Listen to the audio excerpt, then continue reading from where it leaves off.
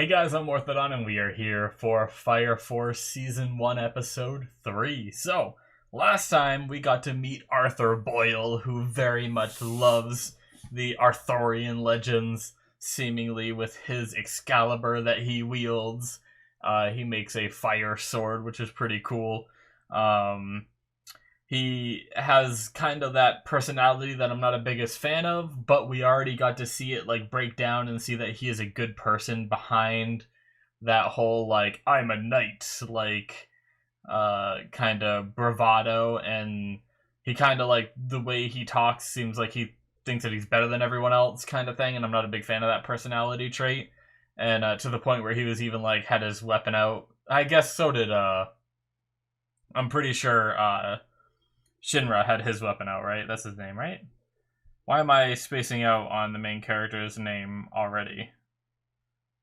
I think it's because it was another show that there was a Shinra. Yeah, it is Shinra. Okay. There's another show just recently I watched that there's a Shinra, and I think that's why whenever I'm watching a show with the same or two shows at the same time with its characters with the same names, I get a little confused. But anyway, yeah. So I like seeing the end or towards the end of the episode where he was like bothered by everything that they witnessed that episode. But without said, I absolutely love Obi, Akitaru Obi. He is just fantastic. I love his words of wisdom. I love the way that he runs his division.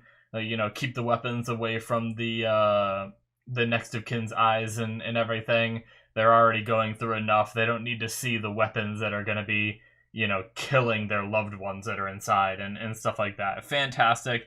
There were so many things, like the idea of him saying it's terrifying to become accustomed to this job and stuff like that. Absolutely love it. Can't wait to see what comes next from this show, which seems like it's going to be some kind of little games sort of thing, like a Fire Force games kind of thing. So I'm curious about that. Are we gonna get like a tournament arc kind of thing? I'm not sure, but let's get started, shall we? All right, we're gonna start here in 5, 4, 3, 2, 1, now.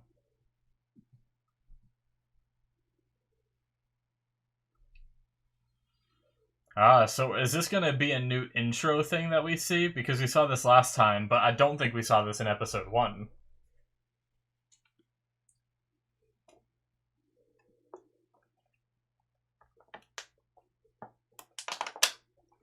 Sorry, guys. Super thirsty. Also, I was told that this is by the same studio that did Soul Eater, which is why I'm getting so many Soul Eater vibes.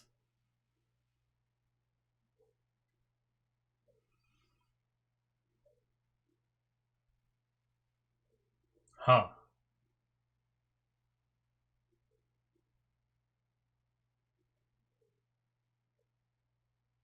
Really?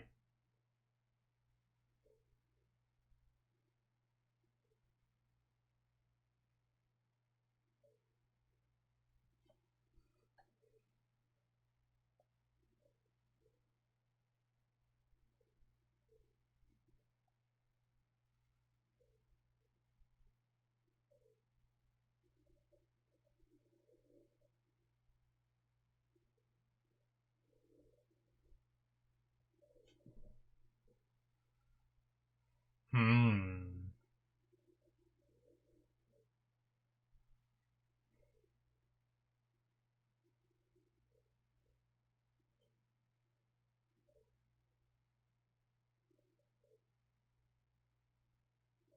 Oh.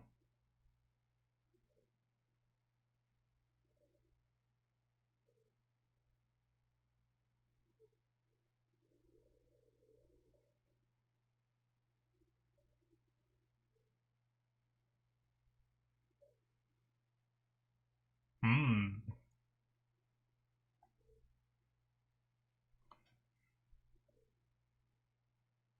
Interesting. So seeing a little bit of the antagonist, but still don't have a name. I want a name.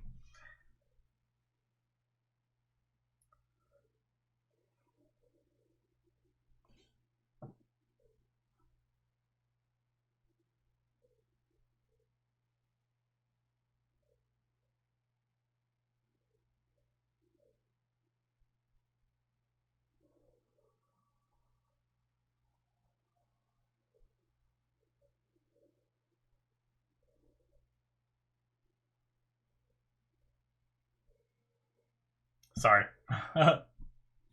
Trying to write down some of that stuff that we just learned about Obi.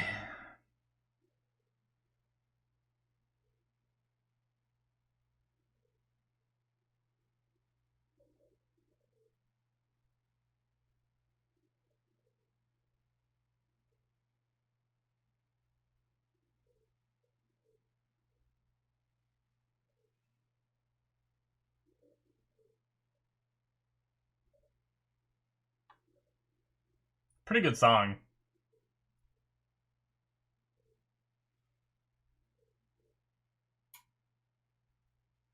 It's really interesting, the idea that a majority of the world is like unlivable except for Tokyo. Yeah, the Rookie Fire Soldier games.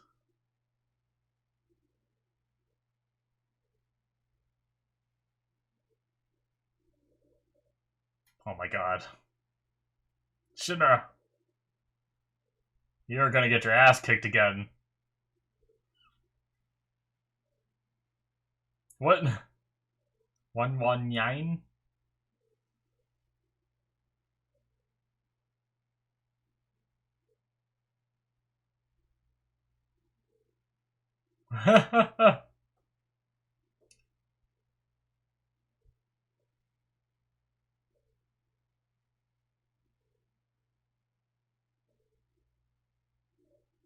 The dog-faced older man.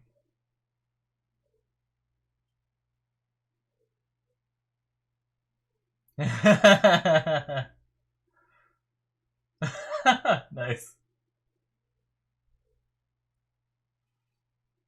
Seems like she's into older men. Oh god, this guy with the line eyes.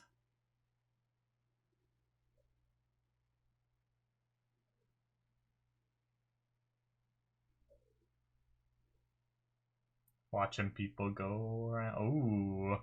Hey, it's the guy with the eye patch. It's him. Yep. We learned that the other divisions are different. He might not be as open as Obi.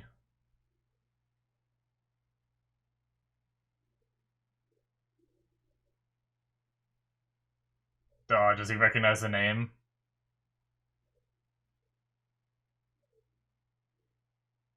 I think he recognized it and chose to,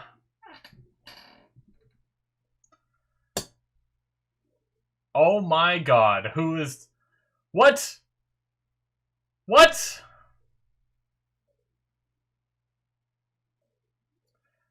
What is he doing?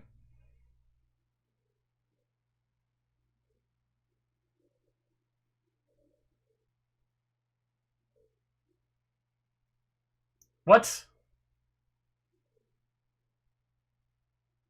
I'm confused.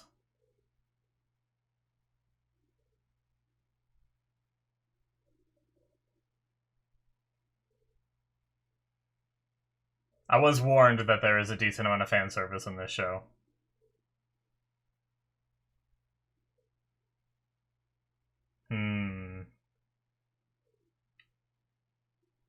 I don't know if that's true. Okay, yep. I'm not gonna lie. Maybe it's because I haven't seen enough episodes, but I thoroughly mistook the new girl that's in like a bikini top for, what's her name? Maki.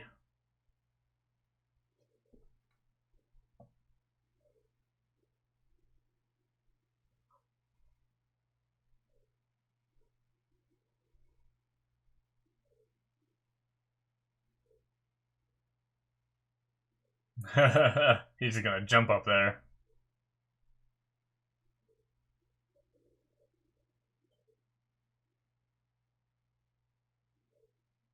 Oh shit! Oh, she's the kitty in the opening.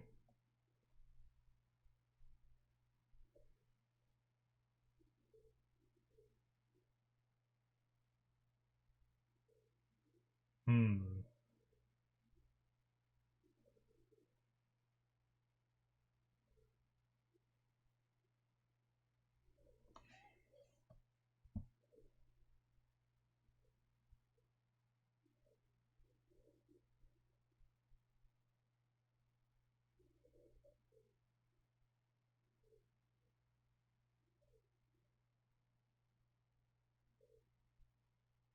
Well, don't think that he is supposed to be here.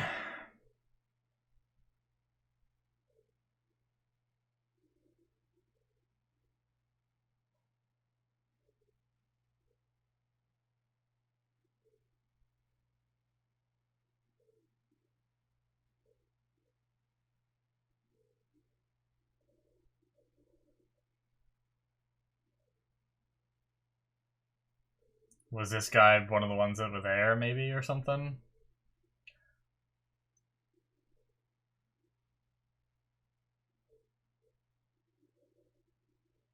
I mean, they had all the paperwork, so just because he knows that doesn't mean that he was there, but.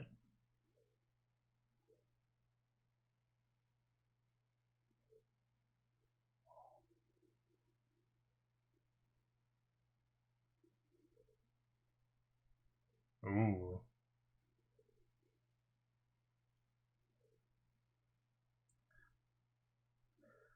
He seems to be able to manipulate fire. But he did pull it from his cigarette, right? Which means he's second generation, I think.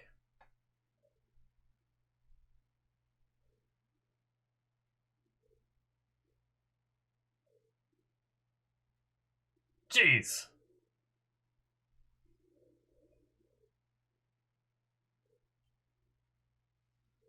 Shit.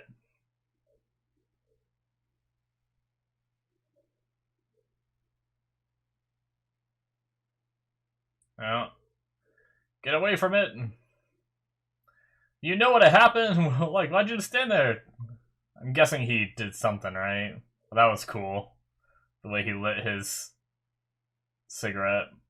Shit.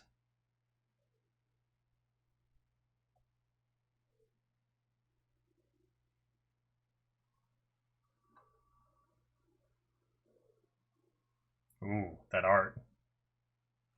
Jeez.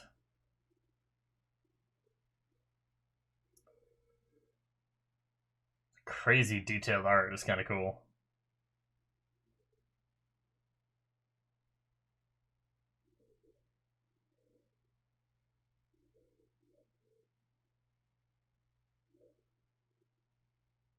Hmm.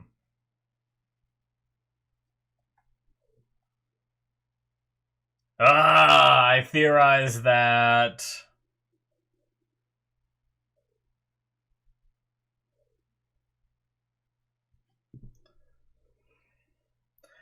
Yeah, they specified when they said bones and all. I was like, what if he's still alive? I talked about this in the first episode, I think.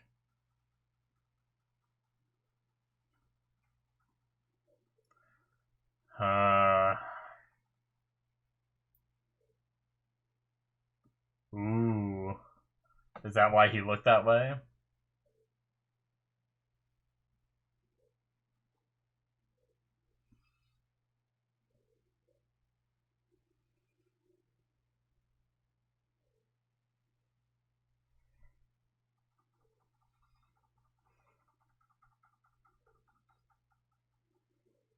Introduce yourself, sir.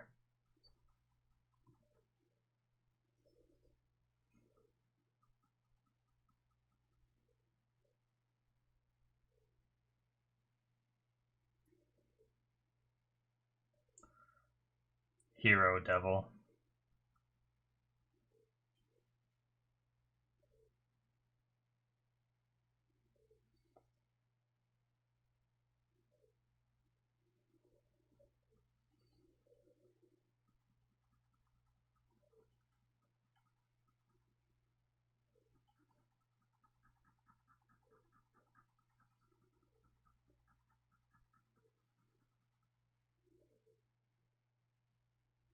He can propel himself in the air.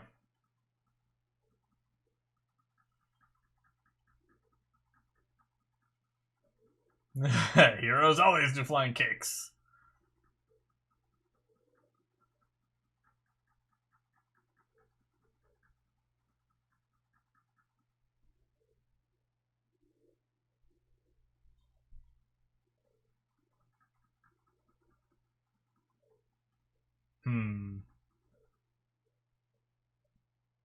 I'm probably very wrong about this, but is Shinra's voice actor the voice of Todoroki in My Hero? When he talked, oh my god.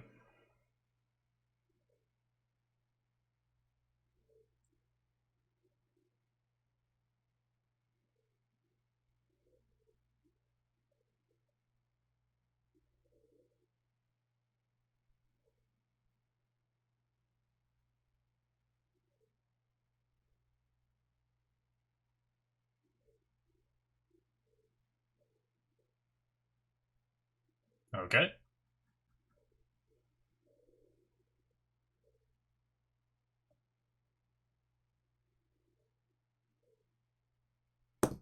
Oops, sorry about that. Sitting here playing with my stylus. I accidentally flung it.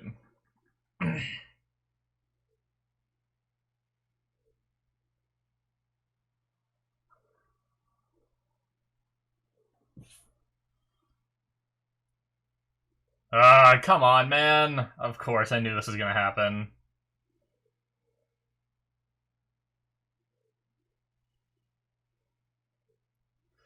Oh, what a badass, fighting with his hands in his pockets. Or are they in his pockets or are they on his sides?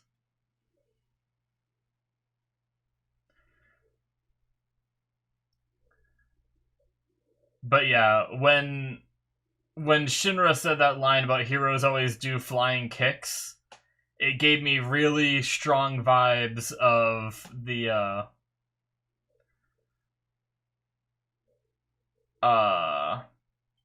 Eyes, I believe is his name, from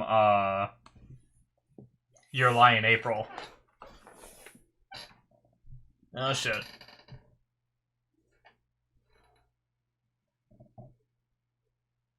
They explode.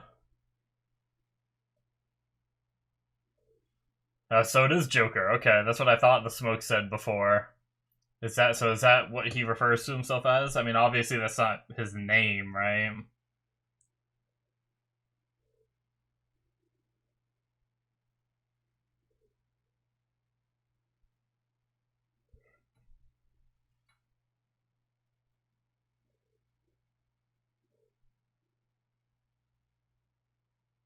But you do it anyway.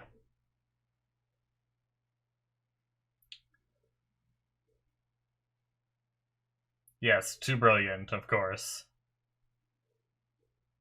Kitty mode. Of course the fan service girl is the cat girl.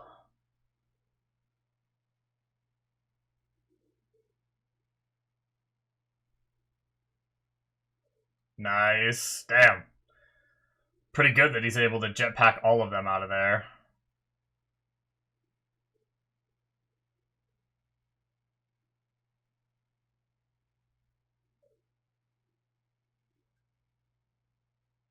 Damn. Okay. Cat lady.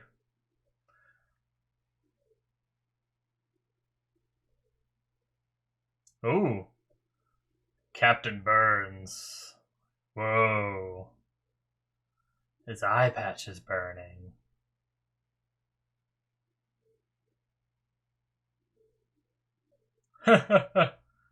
Nice.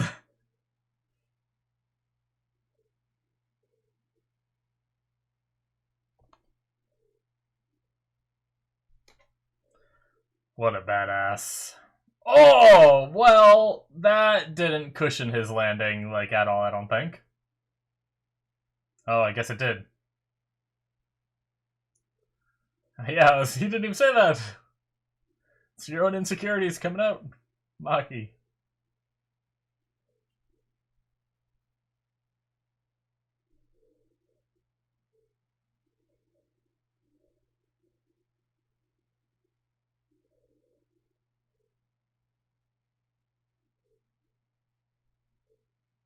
Tamaki.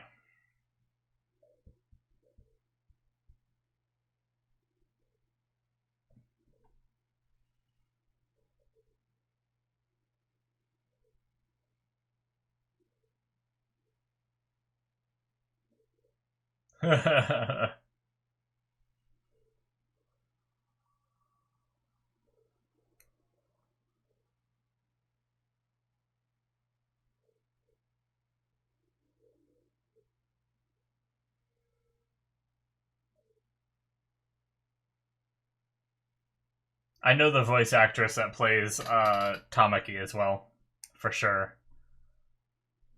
Definitely heard her in something recently, I feel like, too.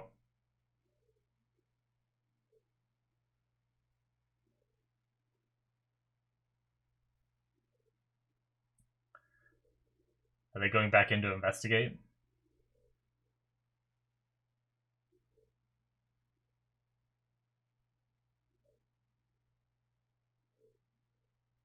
Okay, so you recognize that from earlier.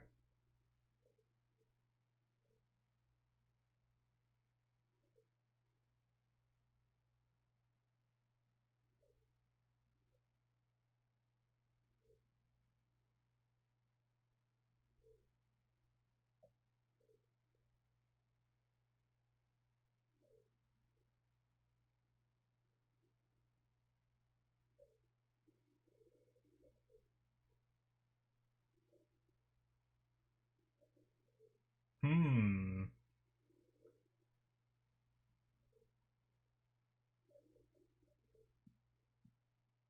Okay.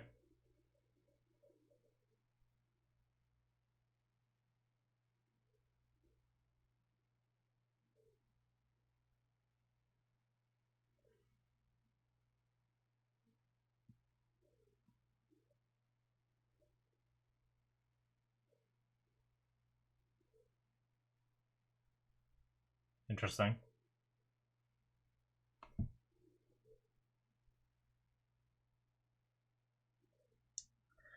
Yeah, well, that'll do it.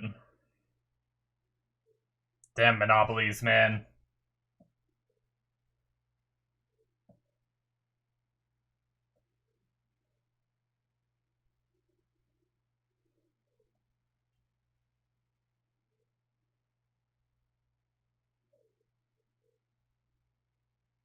Damn.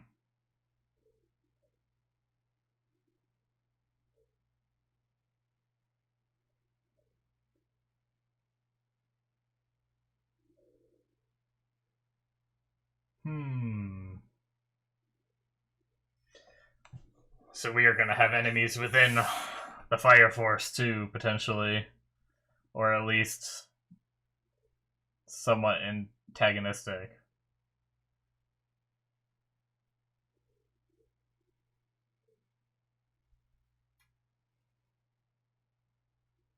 Ah. Interesting.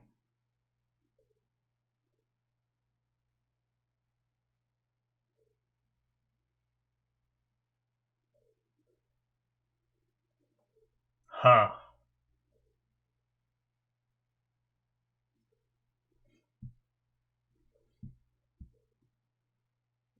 Dramatic light turn off.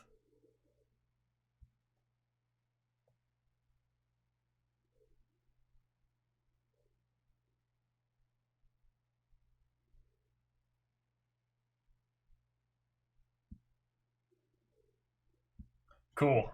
Alright. Well. Interesting. Damn.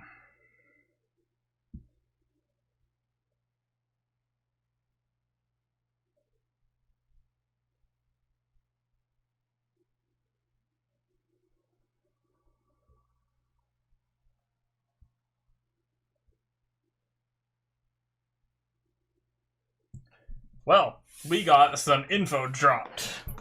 Now, I'm a little worried. I really wanted to look up. I'm gonna do it. I don't think his name will be too big of a spoiler. I hope. And maybe he'll be labeled as Joker on the page. I hope. But I want to look up the voice actor for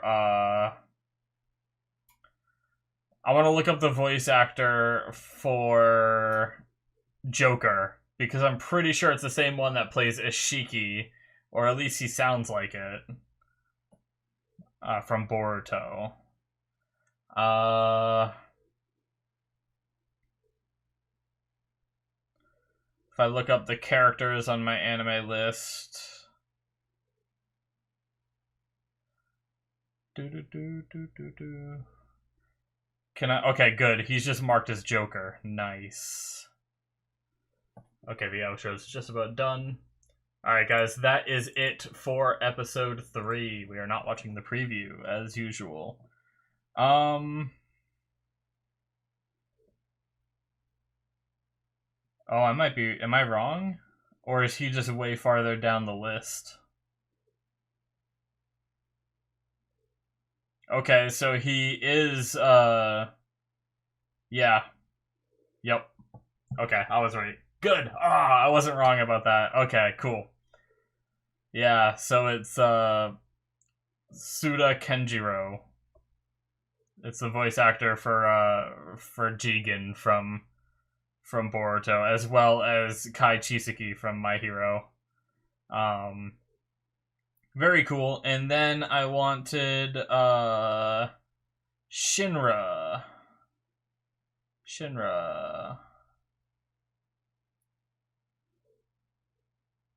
Oh, it's Asta. That might be what I recognize him from. Boopadoo. What else?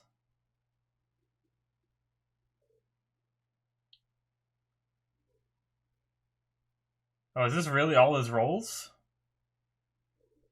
Okay, I think I was...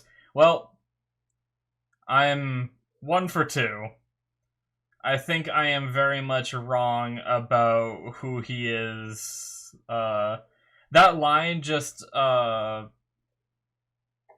don't think I got the name right. Not... Maybe his last name was Eyes. But the blonde-haired kid from Your Lie in April, his voice actor is the same as Todoroki, if I'm not mistaken. And for some reason, I got like such big vibes when Shinra was saying like a hero always does like flying kicks. It reminded me a lot of that scene in Your Lie in April when he's talking about the like what like heroes are to him kind of thing. It reminded me of that same kind of thing, and maybe that's why, it's just because it was similar, you know?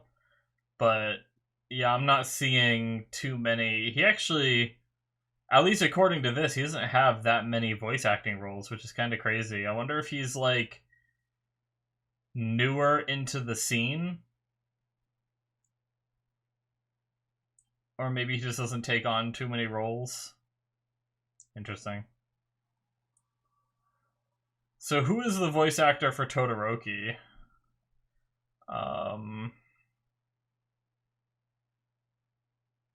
Because this is Kajiwara Gakuto. I'm guessing it's going to be not the same. I'm pretty sure I'm wrong about it. Sorry, guys. I like looking at this stuff. I like when I can... I used to be so bad at recognizing voice actors, and I still am, but some of them I'm starting to get. It's really hard for me. Honestly, English is even hard for me, but Japanese voice actors are even harder for me. But I try my best to recognize... oh. This is searching people. Shit. I don't want to search people. Wait, how do I change this anime? There we go. My Hero. I guess I'll just look at second season, because first season isn't coming up. The voice should be here. Yeah, okay. Yuki Kaji is the name. I feel like I knew that, too. Okay. Yeah. I was wrong about that. Does he play any voices in this? Just for the hell of it. Okay, I'm not gonna look any further because I don't want any spoilers. But yeah, anyway, enough of that. Sorry. We'll talk about the actual show now. But that's cool. At least I got one right. At least I got Joker's voice right. Very recognizable, which is why. But yeah, so in the beginning of the episode, we had them talking about how like the majority of the world is unlivable. I don't think we got that info, either that or I missed it. I miss a lot of things, so it's very possible I missed it. But they were talking about how the world is unlivable, like basically anywhere but Tokyo. I think they said most other places, right? I don't think they said everywhere. I almost want to go back to that prologue.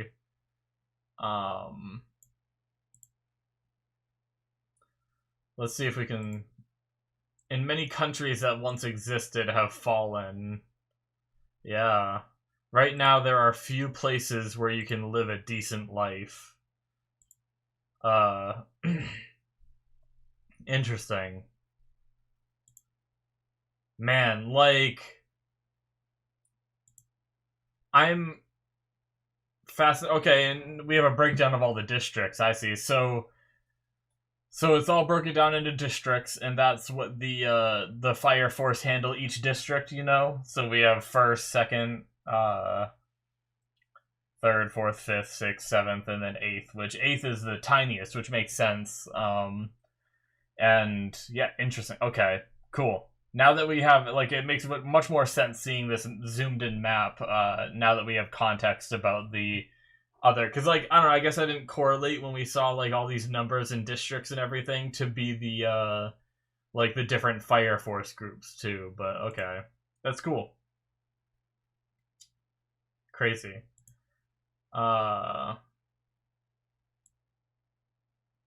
Interesting. I guess one of the other things I wanted to look at real fast was their conversation at the end.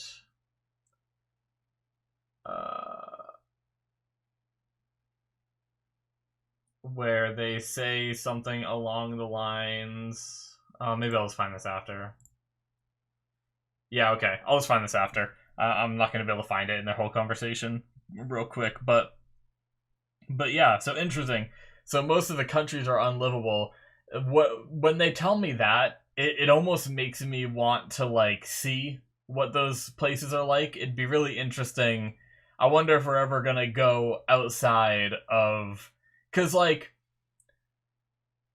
the countries are unlivable, but does that mean you can't actually go to them? Like what happened to them exactly? That's what I want to know. You know, like if we were to go outside of the Tokyo Empire, what would it look like? Is it just like desolate land, you know, and that's why it's unlivable because you can't grow crops?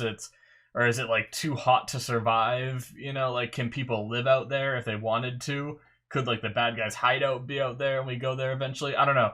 I'm always intrigued by like apocalyptic kind of stories, and this is like a sort of like that, where there's like still like a place where civilization exists, but it seems like a lot of the earth has been like kind of wiped out. But yeah, so we learned a bit about Obi and how he has received several awards, but then had them like taken away because he cares too much about the victims. I'm pretty sure is what they said. I don't want to go look at it again because I feel like I'm wasting y'all's time. I've looked at too many things. Screw it. I don't want to be wrong about it. So, let's see. They talk about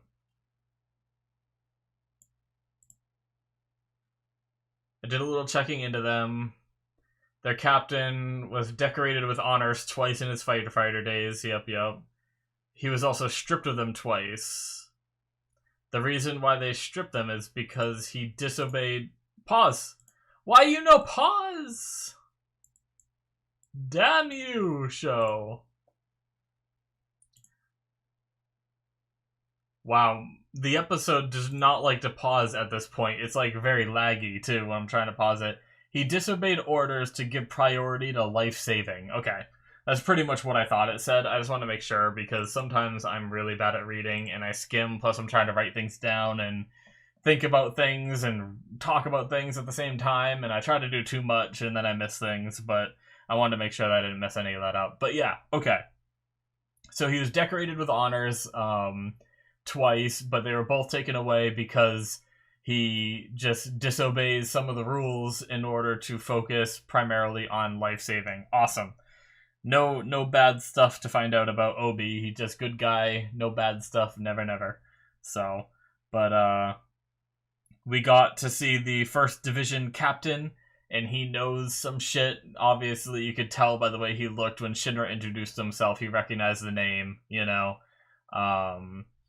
But yeah, so he claims he doesn't remember anything about a fire 12 years ago, but clearly he does. So we're going to have stuff to learn there, I imagine. So interesting. And by meeting the Joker in that place, we learn that Shinra's brother is alive, which might be part of the reason why the Division 1 captain was very, or like recognized something about his name and all that. So yeah, Sho is apparently alive, at least according to Joker. I don't know if he's a reliable source of information, but I kind of had that thought as well of like Sho possibly being alive, because whenever you tell me that someone's body was disposed of, or not disposed of, I shouldn't say it that way, but like I guess it could have been disposed of, but also in any show when they mention that a body is just completely gone and not there, I'm just like, did it actually get burnt that badly that there's no trace at all? Like, that seems pretty far-fetched. Like, I know fire can pretty much cremate a body, but I'm pretty sure you can even tell when a bot, like, maybe they'd be able to, like, find those ashes even, but they were saying that there wasn't anything left, And my first thought was, maybe he's alive. So, the question is Sho gonna end up being a bad guy? I'm not sure, because I'm still, every time Shinra remembers Sho, he was just a little baby. But was like Sho taken by the person that burned the house down? Was Sho the one that burned the house down? Or maybe it was some organization that wanted a, third generation child, that they can manipulate, kind of thing. So what if that's the case and Sho is gonna end up coming back as a bad guy? I feel like that's a very stereotypical thing for a show to do. I could be wrong, but yeah, I think it's very, very possible that we see Sho again and Shinra has to end up fighting him, because, that's just how stories are told a lot of the times. But yeah, so Joker was trying to recruit Shinra, which is interesting. I guess maybe I wonder if they just didn't know enough about Shinra and like his hero complex and everything to be like why did Joker think that would work? Or did Joker even think that would work? Like maybe he went there just to toy with Shinra's mind and mess with him and like give him little pieces of information and seed mistrust kind of thing, knowing that this kid isn't actually going to join him, but he can at least like start seeding some thoughts and doubts in his mind kind of thing. Or did they just not have enough info about Shinra and they really just knew that he was called this devil or whatever? I guess he knew that he wanted to be a hero, because he said like hero or devil, like you choose kind of thing. Do you want to join up with me? So I guess he was just kind of like testing him or whatever, but yeah, interesting. I'm very fascinated in Joker and these like the other guy that he was talking to. I don't think we got a name. If we did, I missed it. I apologize. But the guy that was in some kind of like lab looking thing that gave Joker the dust that he uses. So I'm wondering what all that is about. Who's that guy? Like, is he part of the reason of like these infernals and everything? But maybe not, because he seems like he might be a little too young for that. But either way, it seems like he has some kind of control over the same kind of particles that we saw coming out of that one dude's mouth, So he might know something more that we could learn about the infernals through that guy, But also really interesting having this having Division 8 being a division that is there to investigate the other 7 divisions, because all these like different divisions are like corporately backed by, you know, different big either corporations or religions, or, you know, all these different things. And they all like, they don't share information, they kind of just do their own thing. And because of that, either they all have parts of the puzzle, and if you got all of those parts, you could put it together and find out the truth about the Infernals. Or, I don't know how literal Obi was, or if it's just his hypothesis, but Obi thinks, at least, that within the Fire Force there is the answer to the Infernals, which is why he's, in order to find the answer, he's investigating the Fire Force rather than investigating the Infernals, you know? So it's very interesting. So it's gonna be pretty curious to see these characters going through, and how do they go about investigating these other divisions? Do the other divisions find out they're being investigated? Do we get like kind of spy mission stuff going on here and there? It's an interesting dynamic to throw into things, but yeah, I wonder if the answer really is there within the Fire Force about Infernals and all that, or does it still need to be discovered? Or is it, like I said, is it something where like each division is going to have like a little piece of information that could be useful, and when you bring it all together, it paints like a picture of everything that's going on? But yeah, I don't know. We had our first, I'd say, slightly more extreme case of fan service-ness. I mean, obviously in the first episode we had the girl showering, which I guess was, you know, every anime I feel like we have showering, but this episode we straight up had Shinra copping a feel under. Like, it's one thing when an anime character grabs some boob, right? But he went straight under the bikini top and everything there, and he was going in the pants and everything, going for that ass, you know? But we had Tamaki, who seems, at least so far, she's like that scantily clad dressed cat girl that seems to be there only for fan service so far. But I'm sure she has more character development that we will learn later on. But for now, she's that character, you know?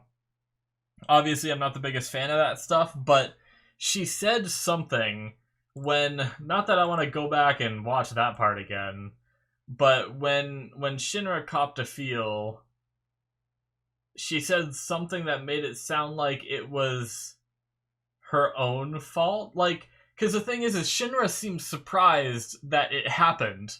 Like, I don't know, like, my question is did Shinra intentionally be like, oh yeah, I'm gonna get all up under there and grab, or was it somehow an accident? I don't know how that becomes an accident. But let's watch him grab some boob again.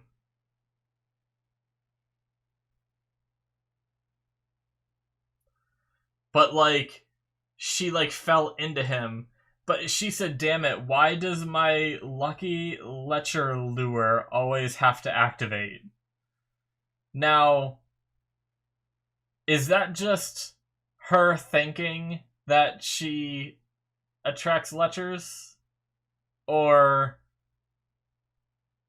does she actually have some kind of ability? I don't know. I'm guessing it's not an ability, but does like, because she also accidentally fell on top of Arthur and like sat on his face, you know?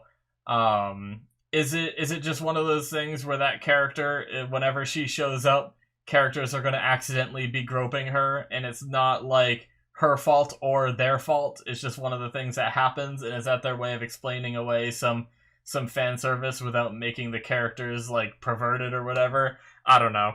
It's interesting, I guess. I don't know why I'm so analyzing this so thoroughly, but yeah, Tamaki's a character, so I'm sure we'll see more of her because she's in the opening.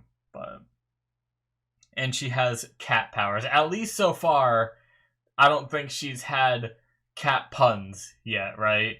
Like whenever there's cat girls in anime, they're always like, we need to go save them right now or something, something like that. We haven't seen any of that yet, I don't think. But will it come? Who knows? But anyways, I'm looking forward to seeing more of the show and learning more about the Fire Force and investigating the other 7 divisions and where these infernals originate. What is Joker up to? What does he want to accomplish in this world? What are his goals, What kind of bad guy is he gonna be? Is he gonna be a relatable one, or is he gonna be like, I want world domination kind of one where you don't really relate? I don't know. I'm intrigued. But that's gonna be it for me, guys. Thank you so much for watching. Make sure you hit that subscribe button if you want to see more. Or you can check out my Patreon, where I can think of words to say to finish this line. That I just completely spaced out. You can get access to the next 2 episodes ahead through my early access tier on my Patreon, as well as my Patreon exclusive shows through the Patreon exclusive tier on there, where I am watching things like Mob Psycho Season 2, Reincarnated as a Slime Season 2 is still on there as well, hasn't been released yet. Tribe 9 is on there and hasn't been released. If you're into live action shows, Lucifer is on there, and I just started Season 6 of that. And so Season 4 and 5 are on there right now. So things like that, check it out if you're interested. Thank you guys so much, and I will see you in my future reactions. Bye-bye.